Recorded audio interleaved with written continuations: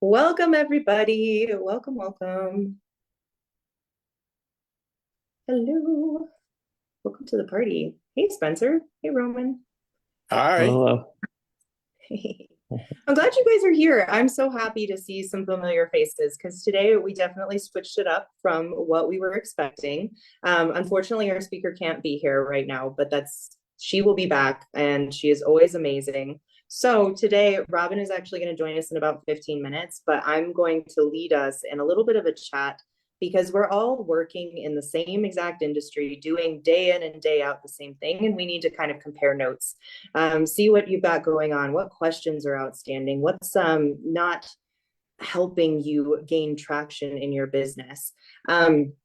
So hang on with us because I think you're going to end up taking away quite a few little tidbits and things as we share notes and look at each other's back end scenario. If you can, just show up on screen and take off your camera so I can actually see you. I always love that so I can engage, because today really is going to be what we're going to call fireside chat mode, which is really the unmute, join in the conversation, see what we've got going on. And then the questions that we compile here in the first 15 minutes, we are going to hammer home on Robin for the last 45.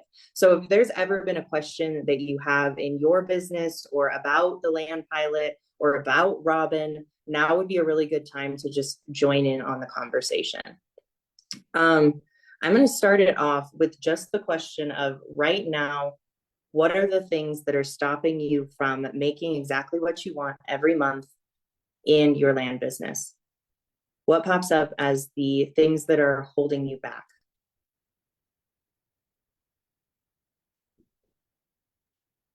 Anybody is welcome to chime in. And if you don't have anything, I will assume that you're doing really, really well in business. And I'm going to ask you for your notes on how it's going.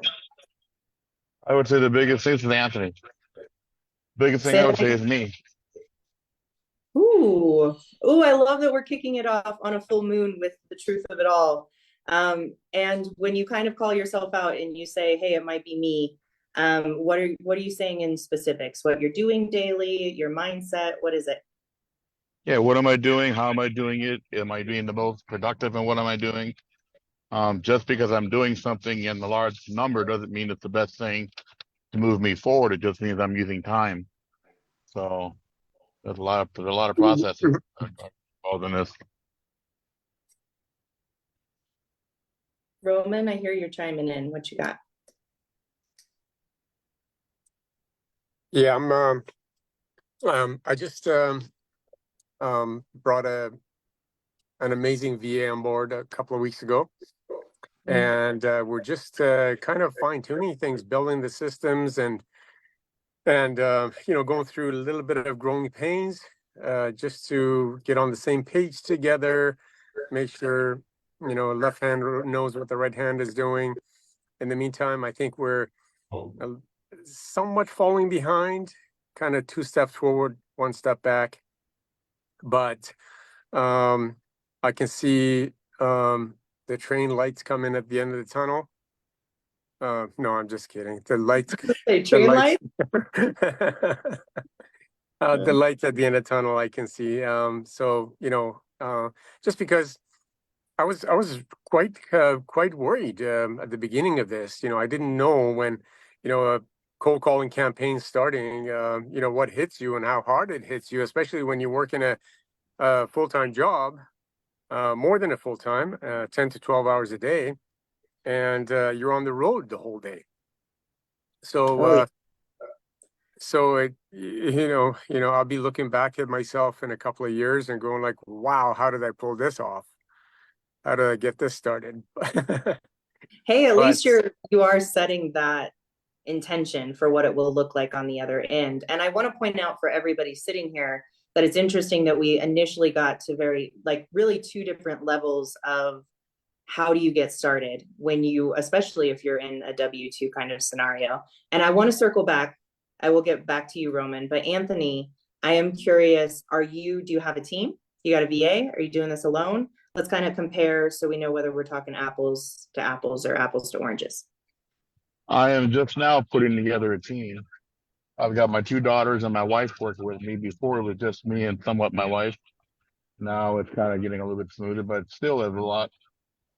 Just getting a deal under contract doesn't mean you've got a deal under contract at the right price, the right margin, how fast it'll sell. All those things are things you quickly learn to pay attention to, much more so as the deals pile up. It's especially hard to teach those things if you're already questioning whether you're doing them right for yourself. As you expand, are you thinking that some of the things that are holding you back are that your butt is not in the right chair and you need to pull in other team members to make that happen? Or are you looking at it in any other way as you kind of build a team? And then we'll jump over to Roman.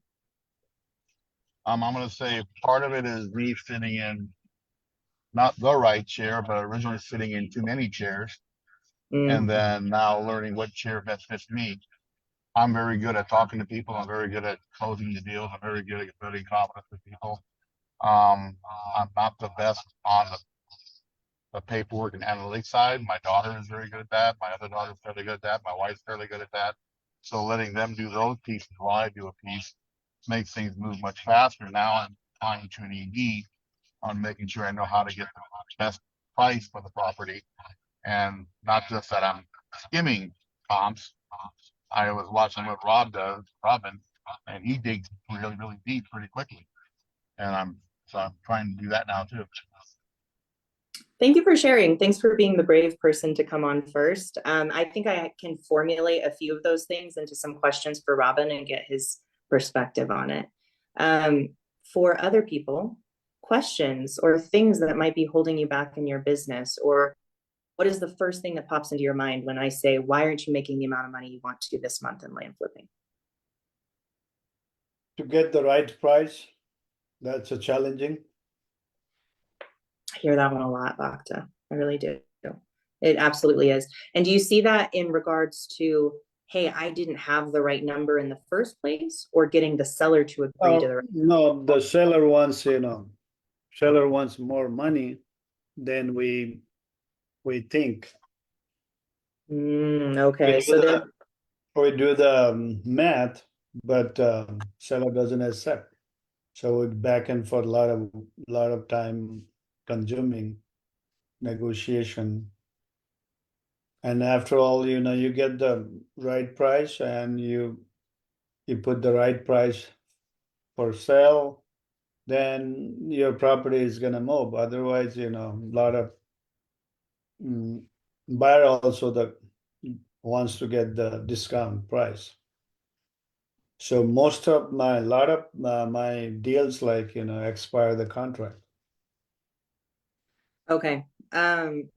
Well, okay, so wait for a second, because I want to clarify, because initially I think I was trying with you that most of the time it's like, hey, that seller is not motivated to get to the right number. Like, we're not talking the same thing. And then there's the other problem of it expires.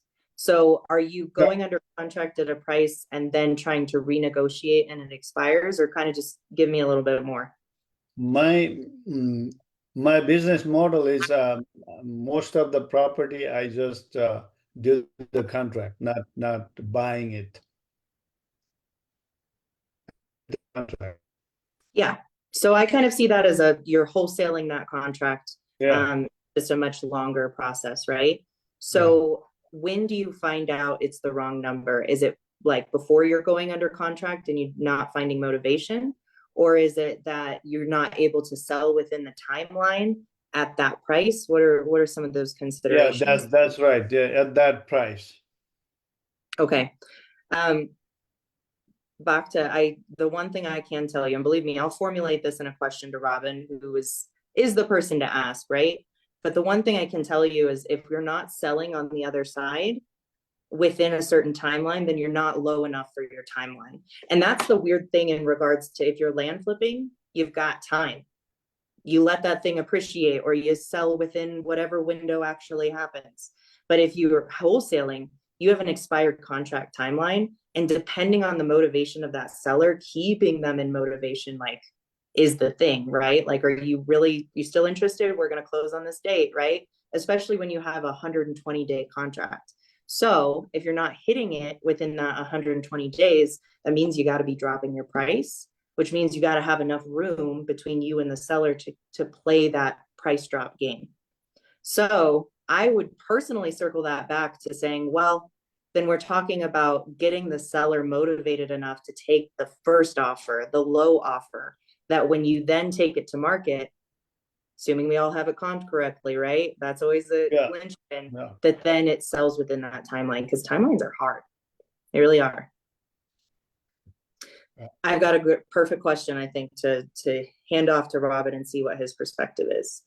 I'm going to open the floor. Other things that come to mind. I saw Erin like looked into the back of her head for that answer, which I appreciate that you at least you looked for it. Did anything come to mind? What are the things that you want to know more about?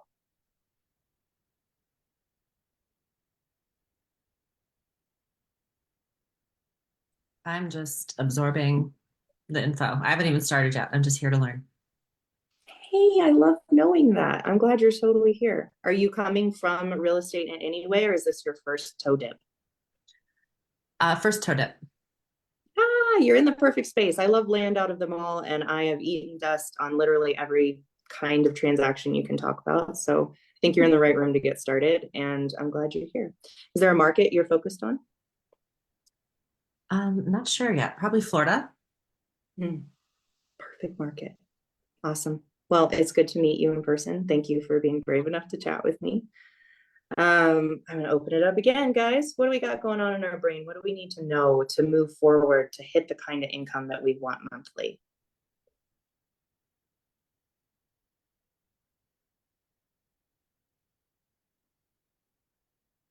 I love this brain exercise. I just saw Jean do the same thing. She was looking. Well, I mean, I'm in a different spot than pretty much everybody else. But the one thing I did want to mention is I was on another call the other day, and Nick, he lives in Florida. He basically said, now's the time to contact people in Florida, even though, we probably were told, oh, no, don't do that. But there are some people that they've got their estimates, again, maybe we are all land investors here, but he basically was saying that there are people that now want the cash because they don't want any land over there in Florida. So I just figured I'd pass that on because he actually lives there, and he's does the cold calling and texting and stuff. So anyways. In times that are difficult like this and times of trouble, and some of this is pulling from the fact that, I come from a single family wholesale background. It's always important to call, to not stop calling. You just have to make sure that the tone that you're calling with and what you're approaching with is, I'm here to service you if you would like that help right now. I'm not here to sell you on anything. I'm the buyer. I can buy if you want that right now. Oh, I'm dealing with blah, blah, blah in my family. Totally understand. Save my number for when you need me.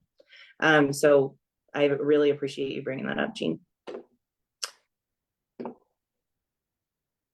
All right, guys. Vlad, I'm always going to fall back and pick on you. How's biz? What you got going on? So I made a spontaneous move. Actually, I took a I belong to a networking group in Columbus. One of the owners, he has a construction company, and he asked me to come down and help out with the hurricane in Florida. So I'm leaving next week, and I'm going down there to help to service the people in Florida as a result of the hurricane. So I'm excited about that. And then while I'm there, most of my business is in Florida. So I'll be definitely scoping out, meeting people with land. That's also my plan. Oh, that's awesome. That's an amazing way to do two things at once. It is. When it comes to your biz, what are some of the things that you're thinking about or that you want support in to get to the kind of income you want monthly? Right now, currently, honestly, like I have a list of people that I haven't called yet, and I mean follow-up calls. And it's like I haven't actually called them, and it's like really bothering me because it's like the longer it stays, the more pain it causes me, but I still haven't called them yet though. And why? So I ask myself why. I've spoken to people before, there are follow-up calls, and honestly, it's a stupid thing. It's just got a little fear of their reaction to me calling them. Am I bothering them? No, I said no already. Initially that reaction. Okay. That would almost circle back to what Anthony said. The problem is me. I can sing you the the song. But I think you're assuming quite a lot on what's going to happen on the other end of the phone, right? Yes. Do you believe yes. that's because you've experienced it enough that you've got the right data to say it's always going to happen?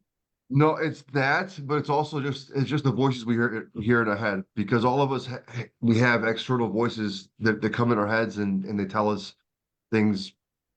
All of us have it, and they tell us different little things in our lives. We all have it. So sometimes it's like falling a victim of the voices in my head, to be honest.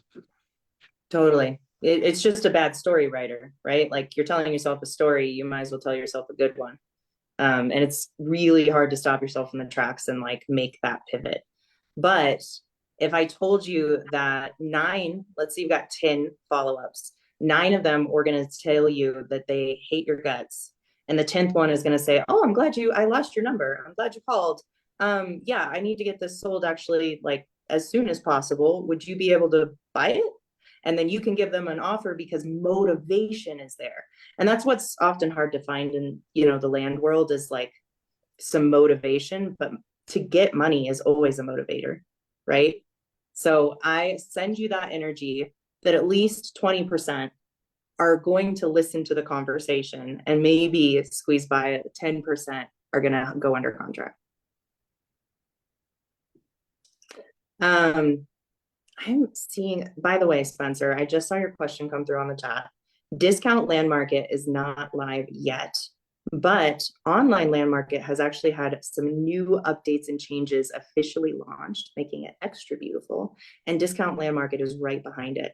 So I haven't forgotten that you and I are going to close some deals as soon as it's live, and we can take on deals that are below 10,000. Right now in the land pilot, we focus specifically on 10,000 plus for anybody else that's curious. Dilip, I see your name here. Are you able to safely say hi to me? Yes. Hi, Corianne. Hey. Hear me? Yes, I can. Right. You and I have kind of already had a few conversations about some of the things that stop you and many, many people from getting to closed. And some of that is just like support in the comps. Can you speak to that anymore for the rest of our land fam?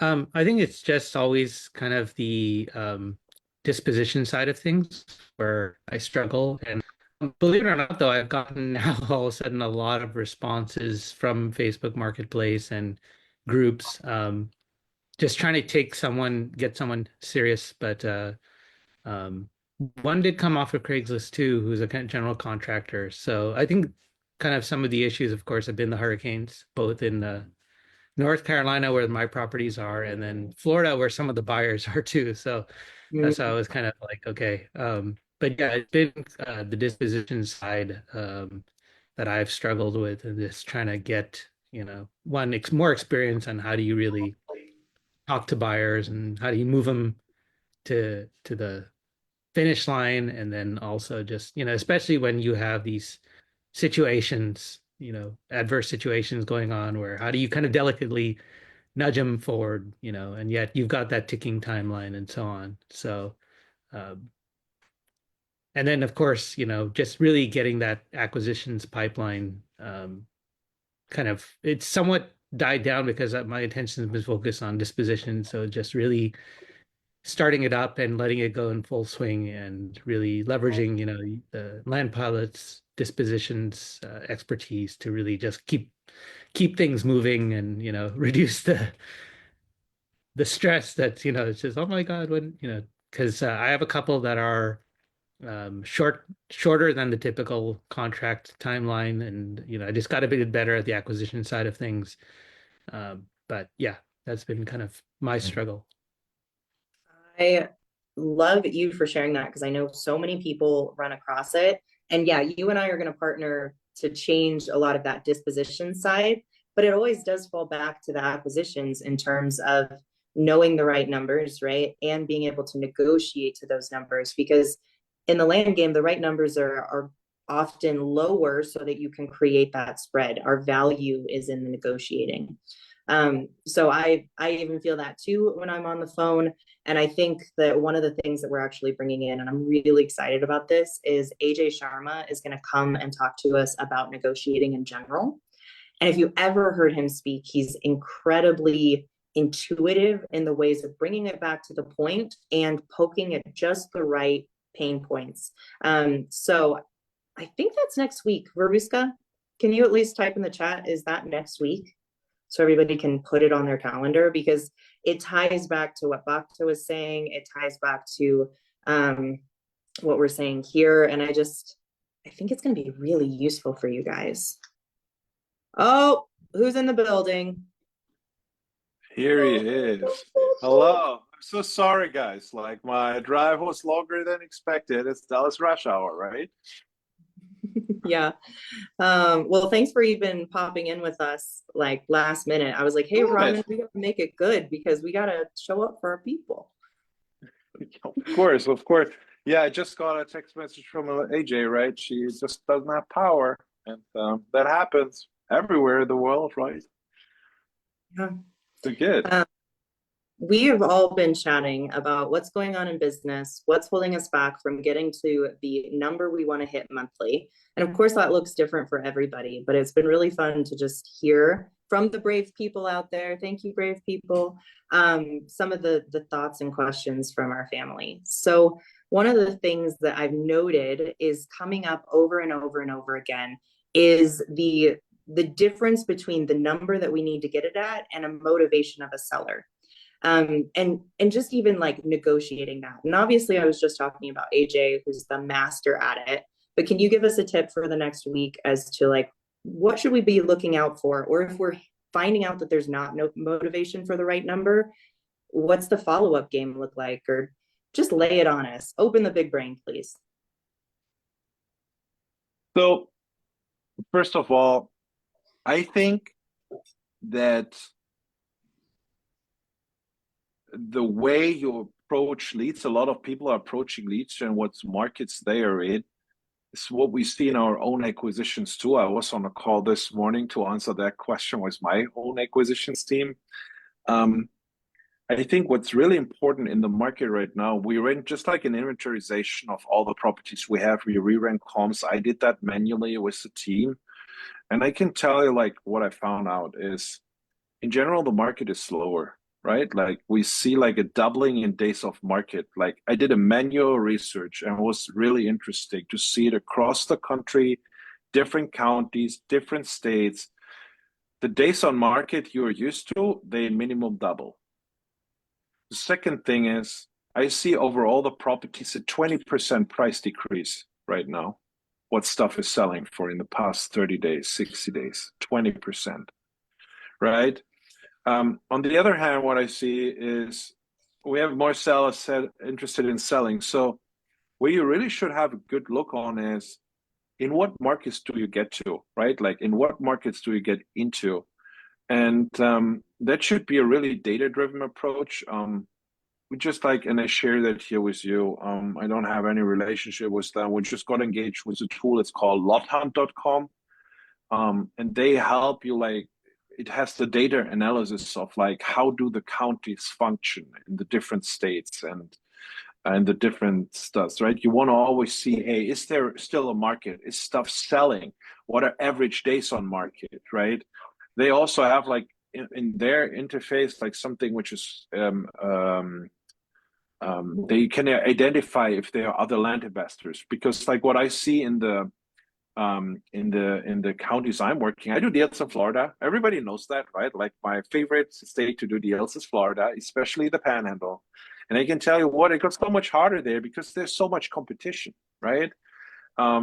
Because people, there are more land flippers. I mean, a lot of them are leaving the industry right now. We see a decrease in the number of land flippers, but what it is like, you should really start like with getting in the right markets where you don't have so much competition. And I'm a big believer right now, more than ever, that you should have a business model that just doesn't only rely on double closings, because it's harder to sell on time, right? Like, get familiar with the idea of private money lending, of hard money lending, and all that, because it's a complete different conversation with the seller you have when you say, you know what, I'm gonna need like a 30-day due diligence period and 30 days to close, so you will have cash in 2 months.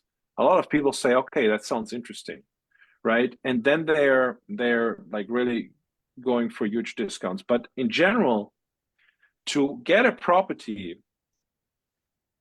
for lower under contract, that like for that amount, let's say 50% of market value under contract, there are just two reasons. Your seller needs money right now. Then you need to know in your conversation how much money that is, right? So let's say, hey, you know what? I need like $15,000. Yeah, okay. For what? I don't know. For a funeral, for like the renovation of my house. There was a hurricane in Florida right now, right? There's like catastrophes everywhere right now happening, right? I need some money. Okay, what is? Okay, with this 15,000, you would be happy. You know what? I will make that. I will see that we make that happen.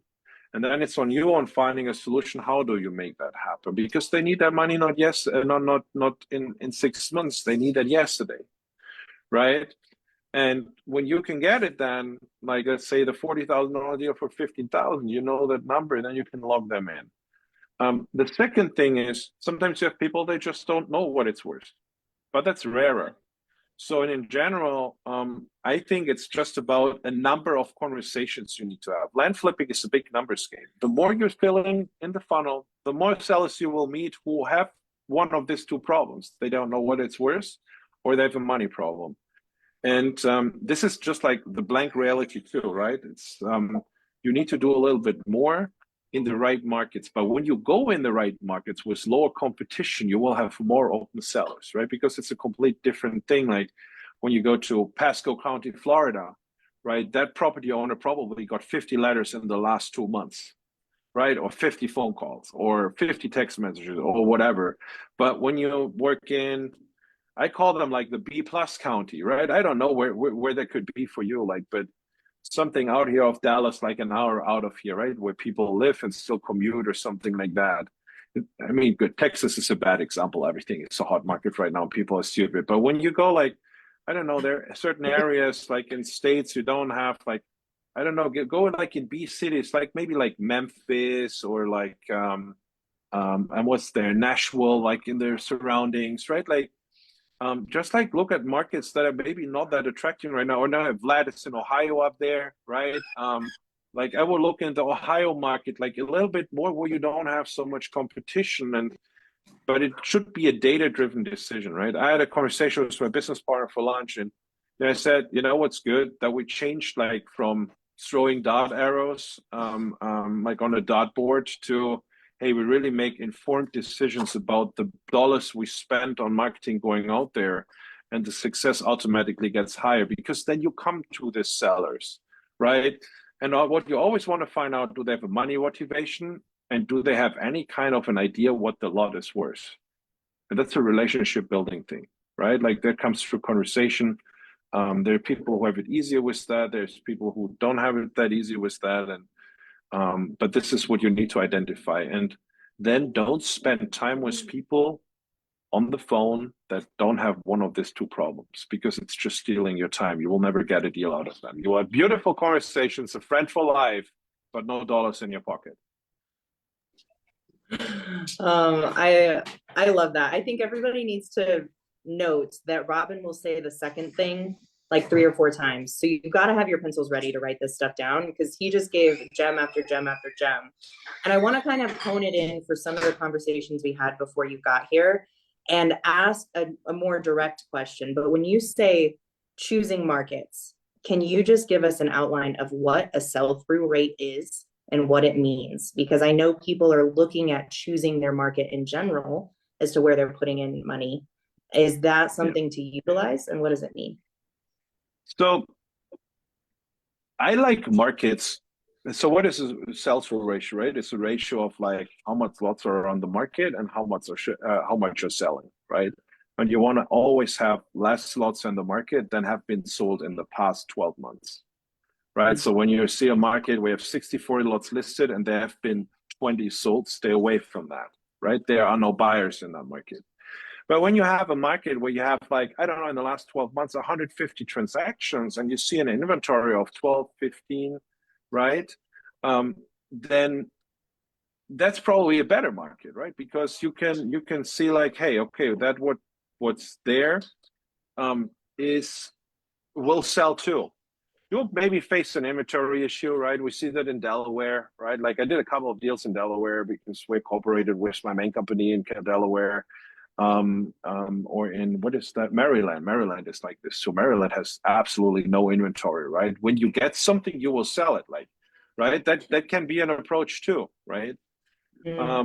Also, like, yeah, it's just a competition. So you always want to have like see that there are buyers. People have bought stuff in the last months, and they're bought stuff in the last 12 months, but when you see like, hey, there's a lot of stuff like on the market and a lot of stuff and nothing sold, stay away from that. But the other way around, it's, I think, always good, right?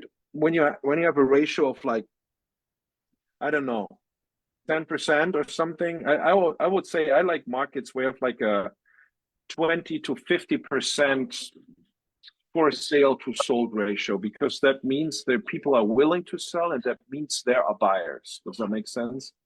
For me, and this is just approach. And where we also look at is we look at the lot sizes, right? Because when you look on a county level, you will realize there's different lot sizes that sell better than others, right? Like, for example, we cluster them. We say like 0 to 1 acre, 1 to 5, 5 to 10, 10 to 50, I think, and then 50 plus. And then we look also, how does the market like in to these lots look like, right? And we always go to that where we see the most transactions, right? Like when you see like, hey, 40-acre parcels are selling in that market like hell, I would always go in this 10 to 50-acre bracket because it seems like people want to buy shit like that, right? So we want to get on that inventory and not on the 1-acre parcels. Maybe nobody is wanting out there in that market. Does that make sense? Yeah. Oh, absolutely. Did that answer your question? No, I think it does. I think that's a great way to even just start the Did conversation. that answer your question, people? Like, give me like a thumbs up or something like that, right? Like, cool. Thank you, guys. Everybody's still doing the calculations, which is why I'm going to give them the tip to take these calculations to something like Perplexity, which we learned from one of our coaches. Her name is Callan. She's going to be back later this quarter, but go use perplexity.ai and start asking these kinds of questions about sell-through rates and different sizes. And that'll help you just make sure your marketing dollars are working for you. Yeah. All right, I'm going to actually jump to a question that came up from two of our amazing land fams. And I think you were like the perfect person to answer this because you're a master at it.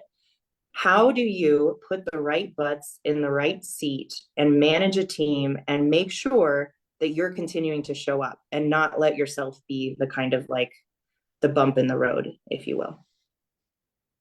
What do you mean by the bump in the road? Like, is the question about like how to be a leader, team leader, or like where does the question like go to? It is mostly about leadership, but also adding to your team. So if we had kind of two separate questions that were, I'm growing my team, but I also know the problem's me. How do you like even start to pull apart all of the tasks, hire the right people, and then lead them? 3-part question. Oh, okay. 3-part question. So the interesting question is, you ask yourself about scaling a team, right? Like people follow people. So when you have a team, you need to show up, right? Like you're the man. It's like the same when I'm like the inspirational person here. I'm a visionary, right? Not an integrator. Like, know that difference. What are you? Are you the visionary or an integrator, right? and people follow my vision. But how I always handle that is like when I started my business off, right?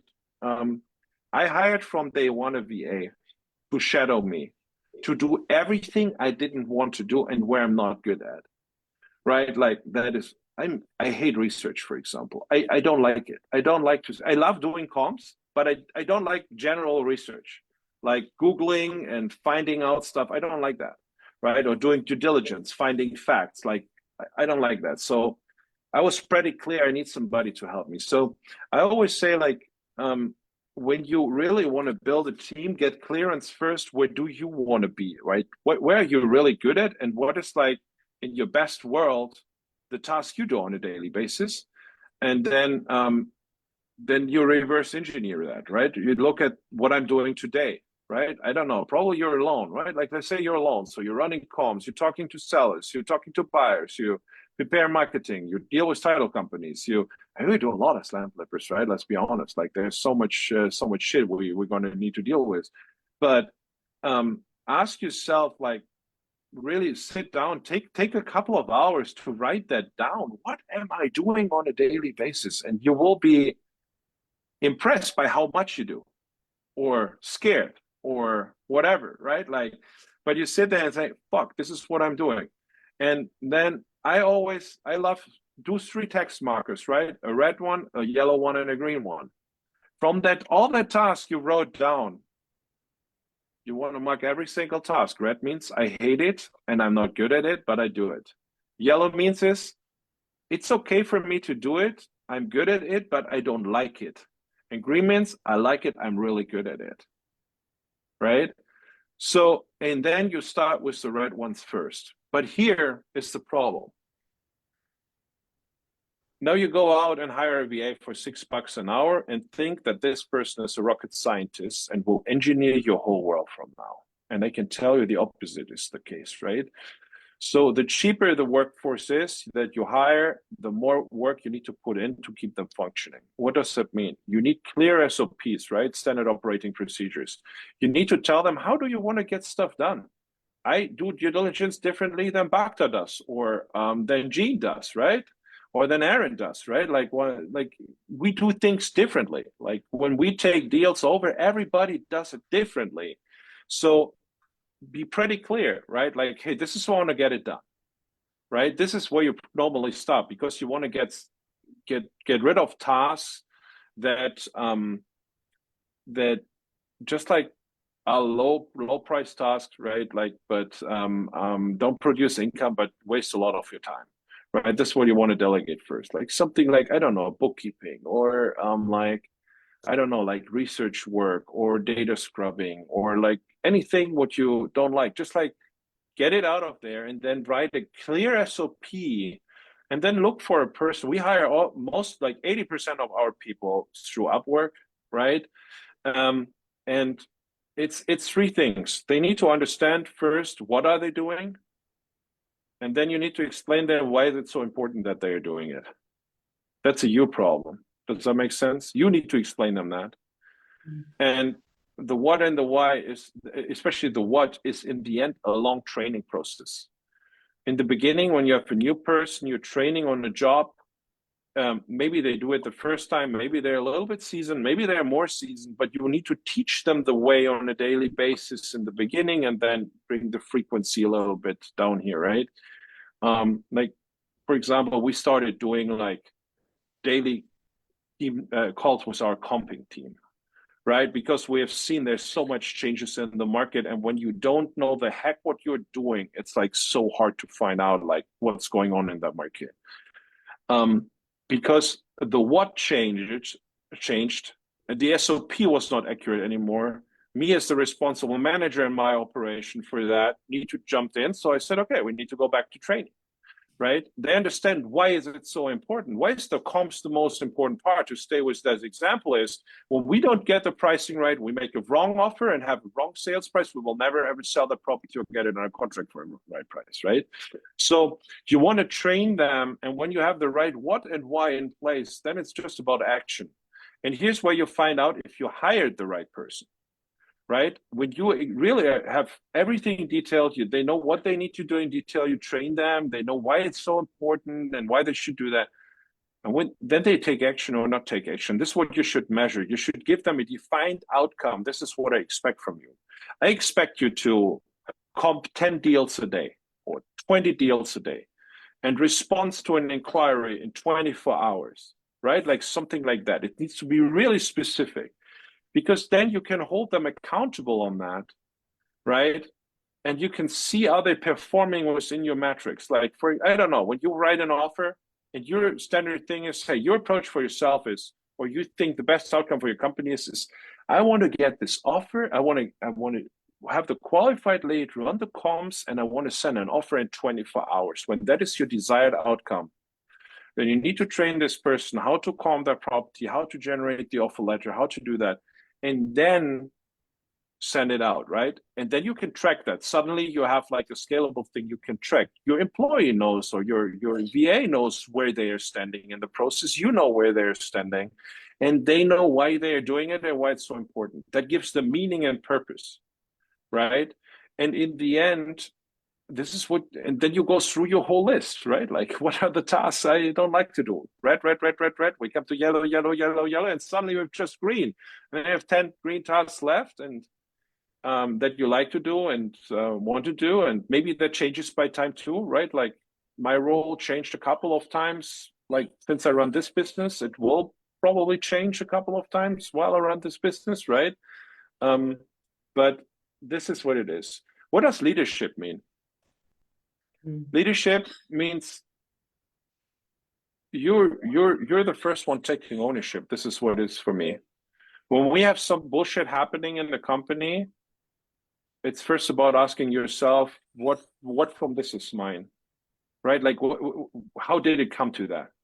I had a conversation with like a really close friend of mine, running a really, really huge lead generating business, complete different industry. And they were like, he said like, you know what? The market shifted and this and that and that and that. And all of that is full that my business failed, or that I'm in this situation right now. I said, no, you let the business get in that situation by not looking into the different things that led to that result. Because when the market is shifting, there is still opportunity. It just means you were not agile enough to adjust to that, right? So when an employee is not performing, don't blame the employee, because you probably failed at the what and why, and then giving them a clear goal what to achieve. Are we perfect at that internally here? No. But we're pretty good in explaining that to people, right? And being on track out there, and don't have the approach to be perfect. And then I think the second thing, I show up and stand up for my people. When there's something there, we are not robots, right? Your VA is not a robot. No matter if they earn 5 or 6 hours, $5 an hour, $6 an hour, that's cheap labor for us. For them, it means the world. And always have in mind, when you hire somebody in the Philippines or India, you're probably supporting a whole family of 10, 12 people right now. Because when you have them full-time on payroll for like, what is it, $8 an hour, $7 an hour, let's say it's $8, it's like around like $1,600 bucks a month, right? Or $1,500 a month. They live with like, the kids live off that, their wife lives off that, or their husband, their parents live off that, and probably a brother, uncle, or whatever lives off that too. So suddenly when you employ somebody, you are in a great responsibility towards your people too. Always be clear about that, right? So you need to make sure that you hire the right person that actually can perform you the tasks that you want them to, that you free up time to do more valuable tasks and more of them to make more money for the company, that you hire the right person, because otherwise you hit yourself and you hit them and 9 other people, right? And there's always something coming up in life, right? It happens to you. People get sick in the family. People, I don't know, the car broke together. For example, we do paid holidays here, right? Like where the team doesn't work, and I pay them for the 8 hours, right? And we do American holidays because they live in, I think we have people from 10 different countries in our team. And like I just say, American holidays are paid. I don't care because I want to have a day off. You should have a day off and enjoy that with your family. That's a gift from mine. So try to be a human too, right? Like this is what it is. Be responsible and be a human. Then you're a great leader. This is what I personally think, right? Mm.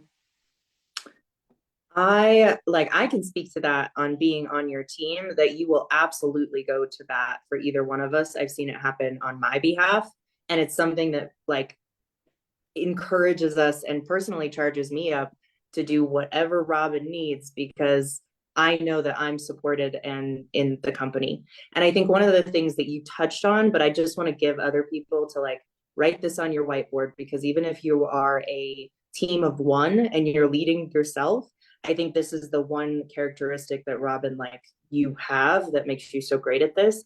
And it's radical responsibility. Like ultimate responsibility, radical responsibility. Robin stands up for it, and then it disseminates into our team. So I appreciate you for that. And let me get into that a little bit. It's hard, guys, when you're really responsible, like really take responsibility.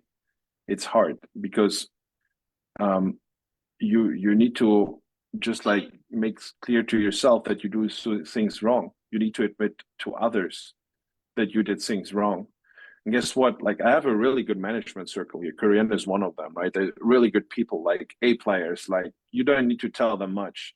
But every time we fuck something up, guess who takes ownership of that and says, oh, fuck, you know what, guys, that's my fault that happened because I didn't know it, because I didn't mistake here in not instructing you clearly what I wanted or where we should do that or how we should do that or what the outcome of that is.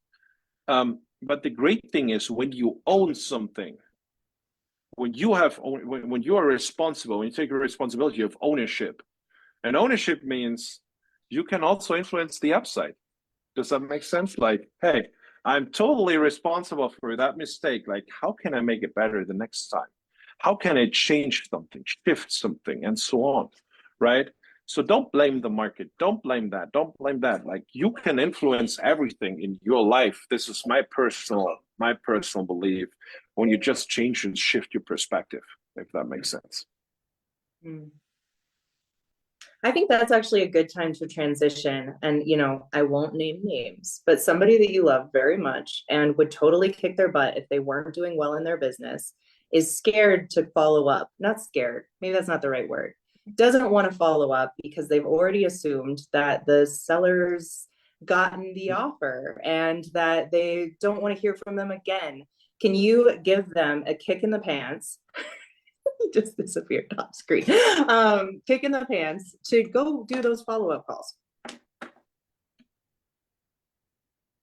I mean, you know this like term of comfort zone. I know it. Always when you expand your comfort zone, it hurts, right? So and this is where we're here. Because did anybody of you ever hear about, oh, what's his name? He's a professor from Harvard, but he has like this personality model, right? And there's like, it's called the saboteur assessment. You can Google that, take it. The saboteur assessment, Google that. It's pretty cool, do that. It tells you so much about yourself. So, and there's two saboteurs which are like working here right now on you. And this guy has like a name. It's a professor from the University of Harvard or something. He has an Indian name. I can't even speak it out, right? Like but he works with billionaires and millionaires and Fortune 500 CEOs and all that. Like, so, and he brought this personality model. So, and here are the saboteurs, two of them. Like one is the people pleaser, right? And the second one is the judge. Oh, right. So, first of all, it's not comfortable to ask people and like get, yeah, Aaron, thank you for that. You know, that are action takers. So I like that, right? So the people pleaser doesn't want to have the rejection. You want harmony. You want them to be your friends. And guess what? They can be your friends. They just say no to your offer. They don't say no to you, right? Like always be like pretty clear where's your relationship with that person. When you like that person, like as a person and you love to talk to them, and I probably know who the person is who asked that question, right? What is the worst thing what can happen is that they can say no to your offer, but you can still be friends, right? That's the worst thing that can happen is that they say no. The best thing that can happen is that say yes, and the middle thing that can happen is that say, hey, we need to talk about that again a little bit, right? So they want to negotiate. So when you don't do that, it's just you in the way, the people pleaser in you, and the judge kicks in here too, which means like you don't want to be judged by people. Does that make sense? Like, or you judge the situation up front because you make an assumption that this person doesn't like your offer. But do you know? No. It's like when you're in kindergarten, right? And you have like your first little crush there, right? Right? And then you're circling around him or her, and you're just like, oh man, Corianne, right? Oh yeah, I like Corianne. She's nice and pretty and all that, but I don't know. I don't want to talk to her. Girls are like, and then you circle around, right? And you don't know because what's really talking to is insecureness, like, and the fear of rejection from Corianne that she doesn't like you after that anymore because you are so good friends, right? So, but the only way how you find out is actually doing that. The only way how you find out if you can make a deal with that person or just be friends with that person is taking the phone and doing it. And that's comfort zone. It's just like stepping over your saboteurs and just like taking the phone and what's it? I talked like with the guy this morning, and I said, you know, what's the difference talking to a person about money or about friendship or whatever? It's just money, and we give it a value, and nothing has a meaning until we give it a meaning, right? So when you give that's like so much value, oh fuck, we can't talk about money. Maybe if your money mindset problem, that's another thing. But you know, like you need to follow up. Otherwise, you will never know. You made that offer, maybe they never got it. Right? You will not know, right? Like, and even when they got it and they're like, oh, I don't want to say Vlad, but Vlad, I don't like you anymore, right? I was gonna call it out later anyway. And they did that, but it's their decision, right? Like, but they will not say that to you, man. Like, they love you already. So they say, Vlad, your offer is too high. You just insulted me almost. And then you laugh again together. Or they say, you know, Vlad, I love you. Here's the deal. Where can I get the sign offer? Right? It's again just you who is in the way right now. So always think about the other person. Like when you build a good relationship and found out what's moving them and you can really help them, then they will appreciate your offer. This is why you need to know, like, do they have a money problem, or don't they know what it's worth, and you help them by getting rid of that and making some cash, because obviously they're anyway not in the market of selling it, right? So this is like it. So you make some money, have them to make some money. They help you to make some money. So, but this is where you need to go through. You will not be judged. You will not be an asshole or whatever. Just like follow up with them, call them up and say, hey, how is it? Like, did you get my offer? I mean, that's how I do it. Hey, did you get my offer? You will be surprised, like how many times people didn't get your offer. What is Right? the intro sentence if you know they've gotten the offer, they've rejected it, we're on follow-up, and you're just checking in? Checking in. Hey, Vlad, I'm just checking in. How are you, man? I just like thought about you with a good conversation of you. How is life, man? That's what you do. You just check in, right? Because they sold to you a half a year ago. They didn't sell to you because they had no reason to sell to you.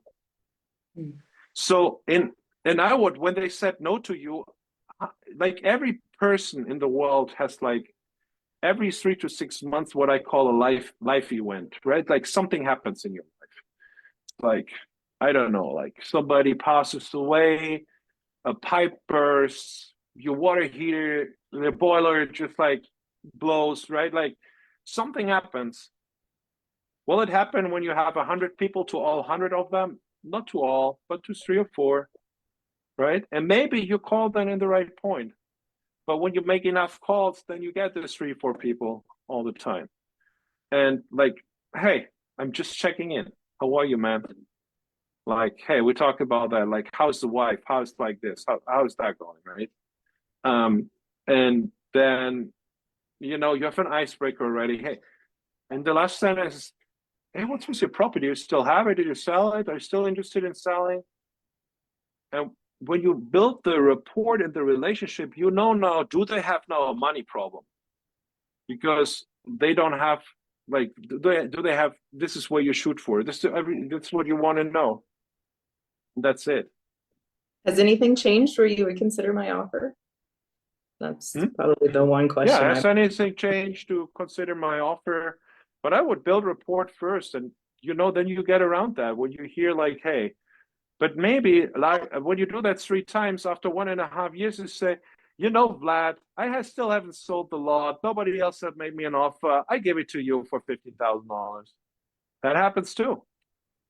You know what I do? Yeah, come on, here's a secret trick, right? I've never told that to somebody. Even Corianne doesn't know.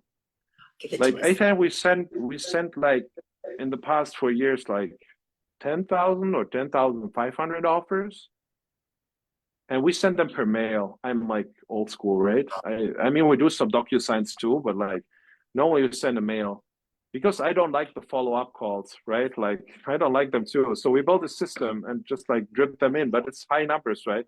But once a year, everybody who said no gets exactly the same offer we sent like 4 years, 3 years, 2 years, 1 year ago again.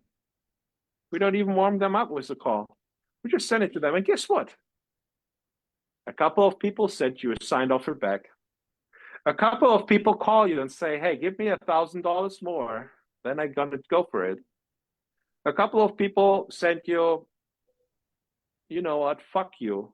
Sorry to say that, but this is like, hey, we made a contest one day. Gene, sorry for that. I didn't use the F word. I know that, but we literally get letters back with like they have like shit emojis on there, and they put like fuck you and like I'm gonna kill everybody in your family. I've gotten all of that, right? Or like they tell you, oh, I lost the property on a tax sale. I wish you would have called me like earlier this year. Then you say, Madame, why didn't I call that guy earlier this year? Does that make sense? Oh, yeah. It really does. And I think it all comes back to, and I'm honestly, I'm going to wrap this up with a bow. I would love to know if you guys have gotten some value out of this. If you had something to take away, will you drop it in the chat and just let me know? But I do think this comes back to community. Because I think if you do get a lot of FUs or poop emojis and you can't seem to get on the phone, or right now you're struggling to like lead your team, it's really nice to know that other people are going through this stuff too, that they're experiencing these things. And as I like to say, open the commode and just show it all in regards to sharing what's going on in our lives and in our land businesses so that we can move faster together, because we're learning from each other's mistakes. So to everybody that participated in the conversation, brought the things that were going on in their business and was willing to even just have that conversation and have your camera on, it means the world to us, because we really do want to have a community here that's supporting each other in the good and the bad. So I genuinely just want to say, I love you guys. I'm glad you showed up today. Thanks for taking the time out for your business. We're going to be back next Thursday. And I'm 85% sure it's AJ next Thursday. Do you remember, Robin? Ajay Sharma. It's Ajay Sharma. Guys, you asked me how to have a seller conversation. You want to be on that call next week. That guy is crushing it. He's one of my best friends. Like he made an art of interacting with sellers, right? Like he is like an artist with that. Right. Yeah. And he will take a lot of this like fear away of talking to them. And like, I mean, and I know, guys, I go through that fear too, right? Like, I don't want to be rejected, like on the phone. This is why, for example, that is the first thing I outsource in all of my businesses is outbound calls. It's not the fear of rejection for me. It's like, I don't like it. I don't like to talk to people on a daily. I don't like to be on the phone so much. That has something to do with my history, because I had times in my life, I had like 240 to 280 phone calls a day. Like sometimes at 12, do you know that your iPhone has a call log of 100 people when you go like in the, when you go in the history, like at 12 p.m. for lunch, I didn't see the first person in the morning calling anymore in my call log. So I decided at one point in my life, I don't want to deal with random phone calls, right? There are a few people I answer my phone calls. Corianne is one of them. This is why I just speeded up to go home for you, because I didn't know, right? But that was one of my red things, for example, right? Like, this is what I outsourced, what I mentioned earlier. And be pretty clear, like, what do you want to do in your business? And I want to close it out, right? And we run a couple of minutes over. I hope you don't mind. I was on a conference, and does anybody of you know who Trevor Mock is? Does anybody of you know Carrot.com? It's an investor's website. Google that. They have, if you run your own dispositions, you want to have a website where everything is ready with good SEO and all that. It's Carrot.com. I don't have an affiliate link of them. They're just great. Trevor Mock is the CEO of them, and he was on stage in this event, and he just, like, one sentence was circling in my head after that is, what did you hire your business for? And this is maybe what you should ask yourself when you hire people. What did you hire your business for? For what purpose in your life? What should it serve you? What should it do for you? And then when you start hiring people, think about that you hire in a way that you have a business that serves what you expected from that business. Right? And there are wonderful ways of doing that. Like, I'm, for example, when there would be something like the land pilot, I wouldn't have a disposition business. I would just give it to them, because accidentally we build it. But like today, what I want today, where I hire my business for, it's not that, right? This is why wonderful people run most of that. This is why we have outsourced a majority of our acquisition, because I don't like to do it. It's just like, I let somebody do it and get results out of that. Because I don't want to have 100,000 people running around and taking care of 100,000 people, right? And of all this, like, little steps and things. I just want to deal with as less people as I can. I love to deal with professionals because they have better solutions than I can build. And this is what you should always ask yourself before you hire somebody. Just be pretty clear why you hire them, and does that fit in the idea you have of your business? You want to know why Robin hired me? I like phone calls. If you want to call me and tell me about what's going on in your land business, or need any help with dispositions or anything like that, just take a quick little screenshot or a photo there. You will get my phone number, and I will happily be your entry into all the things that are the amazing brain that is Robin. Thank you, Robin, for stepping in today and making this a very great, engaging call. We really appreciate it. Thank you guys for hanging out with me. That was awesome. And thank you for Aaron for being so proactive with the saboteur assessment, because nobody but you got it with my weird German accent, I guess. And thank you for all the good questions. There were a couple of really good ones. Thank you so much. We'll see you guys next Thursday. It's going to be great. Like, lock that thing on your calendar. Okay, guys? We'll see you then. Bye, everybody. Bye-bye. Right.